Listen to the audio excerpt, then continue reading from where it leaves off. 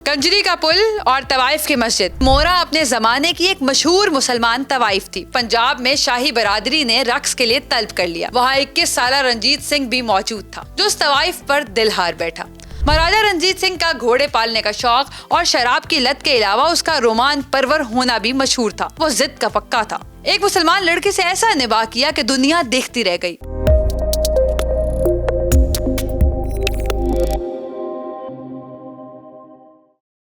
السلام علیکم، میں ہوں دعا مرزا اور آپ دیکھ رہے ہیں براڈ کاسٹ ود دعا مرزا۔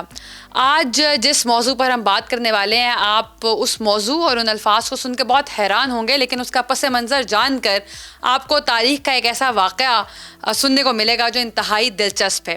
کنجری کا پل اور طوائف کی مسجد۔ واگا بارڈر سے چند کلومیٹر کے فاصلے پر پل کنجری جانے والے آج بھی مہاراجا رنجیت سنگھ اور مہارانی مورا کا نام لینے پر مجبور ہو جاتے ہیں۔ اگرچہ آج یہ پل اور یہ مقام صرف تاریخ کی ایک نشانی اور اس عشق کی لازوال کہانی ہے جب ایک مہاراجا نے ناچنے والی ایک عورت کو اس کی ذات اور اس کا مسلک، سماج میں اس کے مقام و مرتبے دیکھے بغیر اپنا دل دے دیا تھا، لیکن ہر دن اس راہ گزر کے مٹتے ہوئے وجود کے ساتھ وہ داستان الفت بھی تازہ ہوتی جا رہی ہے جو تاریخ کا حصہ ہے اور رہے گی۔ کہانی کا پس منظر کچھ یوں ہے کہ مورا اپنے زمانے کی ایک مشہور مسلمان طوائف تھی۔ اس کا رقص مشہور تھا۔ قسمت نے یاوری کی تو اسے پنجاب میں شاہی برادری نے رقص کے لیے طلب کر لیا۔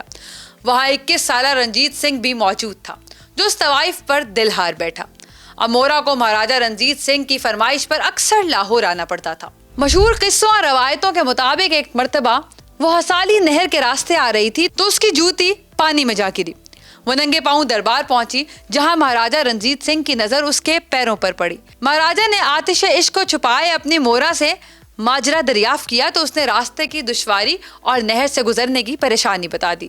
رنجیت سنگھ نے حکم دیا کہ نہر پر جلد سے جلد پل تعمیر کیا جائے۔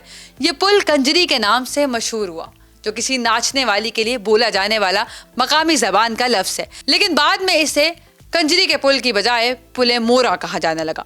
رنجیت سنگھ نے اظہار عشق کر دیا تھا اور اب دونوں کے درمیان ملاقاتیں ہونے لگی تھی، اور مشہور ہے کہ وہ پل مورا کے قریب ایک جگہ پر ملاقات کرتے تھے۔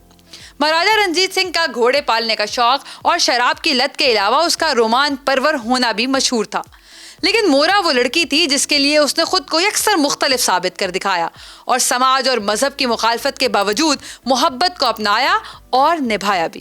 وہ ضد کا پکا تھا۔ ایک مسلمان لڑکی سے ایسا نباہ کیا کہ دنیا دیکھتی رہ گئی۔ پورے پنجاب کا حکمران رنجیت سنگھ تھا جس نے شادی کے بعد اپنی محبوبہ کے نام کا سکہ جاری کیا اور ایک طوائف کو مورا سرکار کے نام سے سماج و برادری میں اعلیٰ درجے پر فائز کیا۔ مورا کے بارے میں کہا جاتا ہے کہ وہ حسن و جمال اور قد و قامت میں بے مثال تھی، بلکہ رنجیت سنگھ اس کی ذہانت اور عقل دانش کا بھی قائل ہو گیا تھا۔ رنجیت سنگھ تخت لاہور پر بیٹھا تو مکھن پور گاؤں کی مورا کے لیے رشتہ بھیج دیا، اور مشہور ہے کہ لڑکی کے باپ نے سخت شرائط رکھ دی۔ رنجیت سنگھ نے تمام شرطیں پوری کی اور برادری کو بڑی عزت و تکریم دی۔ رنجیت سنگھ کی حکومت خالصہ سرکار کہلاتی تھی جو سکھوں کے سب سے بااختیار اکال تخت کے احکامات اور ہدایات کی پابند تھی۔ اکال تخت کے جتھے داروں کو مہاراجا کا ایک مسلمان لڑکی کی زلفوں کا اسیر ہو کر شادی کے لیے یوں پیغام بھیجنا ہرگز پسند نہ آیا اور ان کی جانب سے سخت اعتراض بھی کیے گئے۔ اکال تخت نے رنجیت سنگھ کو طلب کیا اور اس نے بلا تعامل اقرار عشق کر لیا۔ اسے کوڑوں کی سزا سنائی گئی جو اس نے بخوشی قبول کر لی اور صاف کہہ دیا کہ وہ مورا کو فراموش نہیں کر سکتا۔ کہتے ہیں کوڑا مارنے کے بعد اس پر پنچایت نے جرمانہ کر کے چھوڑ دیا تھا۔ رنجیت سنگھ کے حرم میں داخل ہونے والی مورا کو سرکاری طور پر مہارانی کا درجہ دیا گیا۔ شادی کے بعد مورا لاہور آ گئی جہاں حویلی کے ساتھ ایک مسجد بنوائی گئی جو مسجد طوائف کے نام سے مشہور تھی، اور بعد میں اس کا نام بھی بدل کر مسجد مورا رکھ دیا گیا۔ رنجیت سنگھ کی غریب پروری اور رفع عامہ کے کاموں میں مورا کا بہت کردار رہا، جس کی وجہ سے لوگ اسے مورا سرکار اور مائی مورا کے نام سے پکارنے لگے تھے۔ وہ عام لوگوں اور مہاراجا کے درمیان رابطے کا کام انجام دیتی تھی اور لوگوں کی حاجت روا ثابت ہوئی۔ مورا شادی کے 10 سال بعد پٹھان کوٹ منتقل ہو گئی تھی۔ مائی مورا نے 1862 میں وفات پائی۔ وہ لاہور کے میانی صاحب قبرستان میں مدفون ہیں۔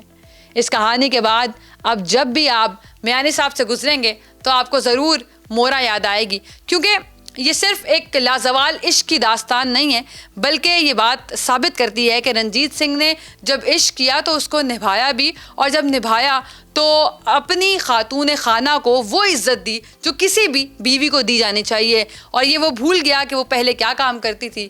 وہ طوائف تھی، وہ ناچنے والی تھی، لیکن مورا نے بھی یہ ثابت کیا کہ جب کسی کا ہاتھ تھامتے ہیں اور زندگی کا ساتھی بنتے ہیں تو پھر اس کے مطابق اپنے آپ کو ڈھال لیا جاتا ہے۔